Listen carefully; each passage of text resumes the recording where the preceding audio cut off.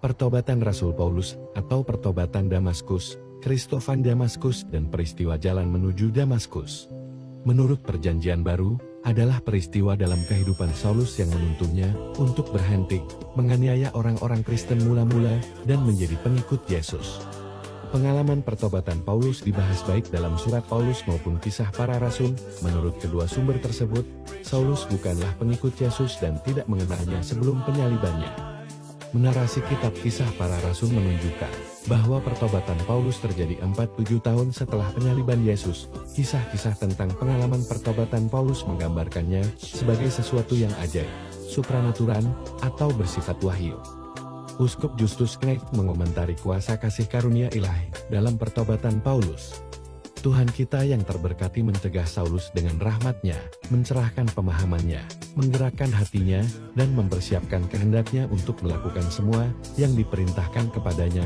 Di tengah-tengah karirnya yang penuh dosa, anugerah memanggil Saulus untuk berhenti dan mengubah hatinya sedemikian rupa, sehingga musuh bebuyutan Yesus Kristus diubah menjadi seorang rasul.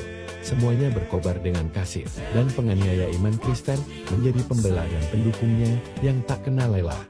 Dengan demikian Santo Paulus mampu berkata tentang dirinya sendiri, oleh kasih karunia Allah aku adalah diriku yang sekarang, dan kasih karunia-Nya di dalam aku tidak pernah sia-sia, tetapi aku telah bekerja lebih keras daripada mereka semua. Namun bukan aku, melainkan kasih karunia.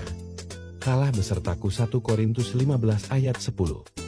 Santo Thomas Aquinas melihat pertobatan Paulus sebagai contoh anugerah Tuhan yang tiba-tiba, dan menulis dalam Summa Theologiae-nya, karena manusia tidak dapat mempersiapkan dirinya untuk menerima anugerah kecuali Allah mencegahnya dan menggerakkan dia ke arah yang baik, maka tidak ada gunanya seseorang mencapai persiapan yang sempurna secara instan, atau selangkah demi selangkah.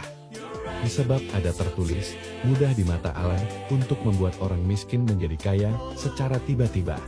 Kadang-kadang terjadi bahwa Tuhan menggerakkan seseorang menuju kebaikan, tetapi bukan kebaikan yang sempurna, dan persiapan ini mendahului kasih karunia.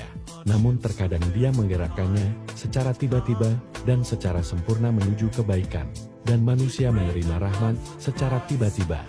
Menurut Injil Yohanes 6 ayat 45, setiap orang yang mendengar tentang Bapa dan belajar, datanglah kepadaku.